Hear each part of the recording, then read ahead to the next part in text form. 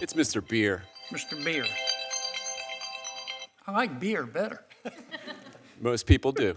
Tell me that, I think I heard you say that some people, some folks who've come to our country and are trying to get status to stay, have applied to the Department of Health of DHS, and they've paid money, and DHS is doing nothing? Oh, that's right. Yep, they're sitting on their applications, not processing them. That's a pretty bold statement. How many people, I'm not saying you're wrong, I don't know. How many people we're talking about? About half of the immigrant flow right now. So 90 countries are affected by the State Department ban. How many people is that? Well, it's at least 300,000 abroad and probably twice that when you consider the people already in the U.S. So you're saying that 300,000 folks have gone. In a tense moment during a Senate hearing, Senator John Kennedy took aim at a shocking fraud scandal that has rocked Minnesota. During questioning, Kennedy laid out allegations that taxpayer money meant to feed the poor and support vulnerable children was instead stolen through elaborate schemes involving fake invoices, false medical claims, and fraudulent paperwork. The Louisiana senator pressed witnesses to answer a simple but powerful question. Should anyone involved in these schemes be prosecuted no matter their ethnicity or background? The discussion quickly intensified as Kennedy described how some individuals allegedly used fake restaurant invoices and even false autism diagnoses for children to collect government funds. the exchange unfolded before the Senate Judiciary Committee, where witnesses including Professor Schwartz and policy analyst Beer were asked to respond to the serious accusations. Now the big question remains, who is responsible and will anyone be held accountable? Watch the full exchange as Senator Kennedy demands answers in this explosive Senate hearing. Have your say in the comments section. Don't forget to like and subscribe for more political insights.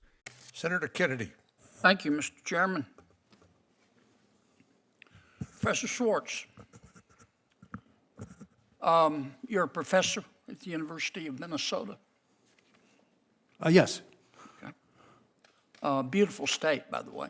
Wonderful state. It's a wonderful state. Some people in your beautiful state went to your state Medicaid department and said, we want some taxpayer money, some being state taxpayer money, some being federal taxpayer money, to feed the poor. And these entities that did that got the money, and then they stole it. But to help cover their tracks, well, before I go there, do you think those people should be prosecuted? I think if there is reason to pursue prosecution, of course they should be prosecuted. Okay. Do you think their ethnicity should matter? The ethnicity of these people should not matter. Okay. Not a bit. Now, some of these thieves also went to some restaurants and said, I need a fictitious invoice that you fed 100 people. You're not going to feed 100 people. You're just going to help me steal the money, and I'll kick back some of the money to you. Do you think those restaurant thieves should be prosecuted? I think if they have committed crimes, they should be prosecuted. Regardless of their ethnicity? Regardless of their ethnicity. Okay. You had some other people in Minnesota who had a different scam. They went to the Medicaid department and said, I need state taxpayer money and federal taxpayer money to provide services to autistic children. And they got the money. And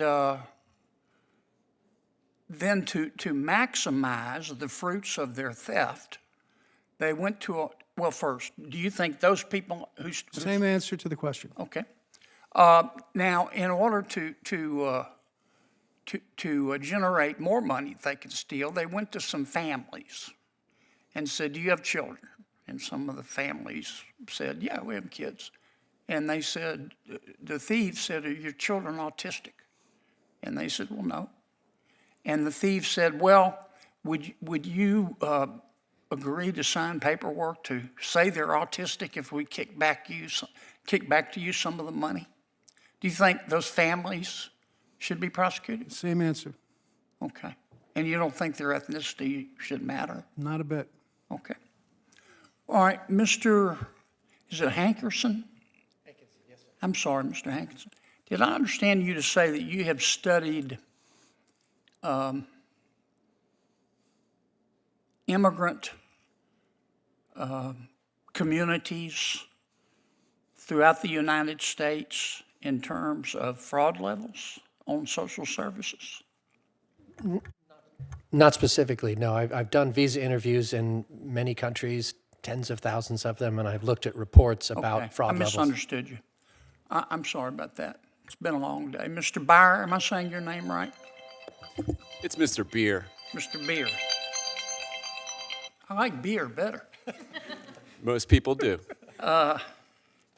Tell me that, I think I heard you say that some people, some folks who've come to our country and are trying to get status to stay, have applied to the Department of Health of DHS, and they've paid money, and DHS is doing nothing? Oh, that's right. Yep, they're sitting on their applications, not processing them. That's a pretty bold statement. How many people, I'm not saying you're wrong, I don't know. How many people we're talking about? About half of the immigrant flow right now. So 90 countries are affected by the State Department ban. How many people is that? Well, it's at least 300,000 abroad and probably twice that when you consider the people already in the U.S. So you're saying that 300,000 folks have gone to DHS to seek some kind of permanent status or semi-permanent status to stay. At least 300,000, and they paid money to DHS, and DHS has done nothing. Is that what That's right. Yeah, they're sitting on their applications. Well, who at DHS is putting doing them in the this? trash. Who at DHS is doing this? Oh, it's Joseph Edlow. He's Who in is charge Joseph of it. Edlow? He came up with this policy to just. Who is he? He's the head of USCIS. Joseph Edlow is the head of USCIS. He came up with this He's policy at DHS? where he is just. Slow down a minute, man. he's You've just- had too much coffee. He's at DHS? I'm just from New Jersey. So. I understand. Great state, too. Who does he report to? Secretary Noem, of course. Okay. Does Secretary know whether this? I don't know what Secretary Noem knows, but she's aware of the general tenor of this administration. What's his name? Joseph Edlow. Mr. Edlow. Who's his boss? Secretary Noem. Oh, okay. And you can document all this? Oh, absolutely. They put out a memorandum saying we're not processing these people, and Secretary Rubio's involved as well when it comes to the State Department. Would you send me that memo, please? I will absolutely send that to you. I went way over. I'm sorry.